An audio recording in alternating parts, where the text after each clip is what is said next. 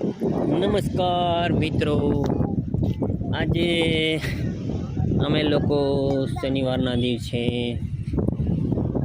શેરિયાજ બારા ઉપર ઠંડી હવા માટે અને ઠંડી ખુલ્લામાં મોજ માણવા માટે, બેસવા માટે, ફરવા માટે આવ્યા છે. હેનલબેન અને હું અહીંયા ઘણા લોકો પોતપોતાની રોજીરોટી માટે કામ કરી રહ્યા છે. અને આ છે શેરિયાજ બારા. આ છે એક શેરિયાજનું અંગ જ્યાં માછીમારીનો ધંધો થાય છે.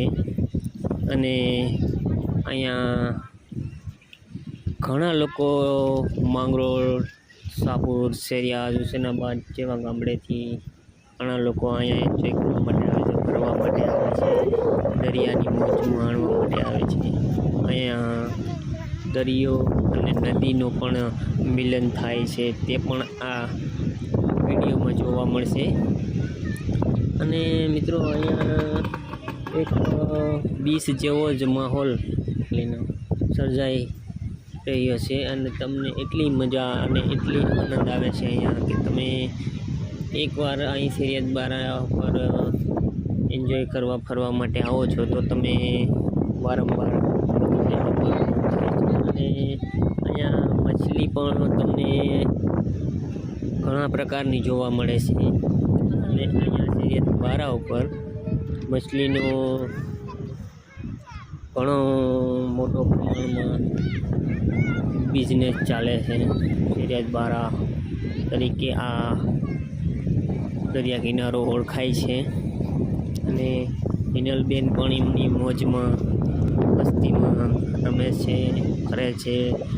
બધા બાળકોને પણ ઘણી અહીંયા મજા આવે છે રમવાની. અને હિનલબેન શેરિયાજ આવે છે એટલે તે બારા ઉપર એમને એકવાર રમવા માટે આવવું પડે છે. અને બહુ જ શેરિયાજ બારા ઉપર ગમે છે. મિત્રો, આ છે શેરિયાજ બારા અને અહીંયા તમને સમુદ્રનો નજારો પણ હું બતાવીશ. આ છે બધી આ લોકોની રોજીરોટી માટેની હોડીઓ, નાના નાના બાળકો કે લોકોના બધા અહીંયા જોવા મળે છે. બધા નદીઓમાં એ હોડી લઈને જઈ રહી છે. એ લોકોનો મેન ધંધો જ છે એટલે નાના બાળકો પણ અભ્યાસ તો નથી કરતા અને ડાયરેક્ટ હોડી હકાવે છે, માછીમારીનો ધંધો કરે છે. તો મિત્રો, અહીંયા આવવાનું ભૂલશો નહીં, ચૂકશો નહીં. આ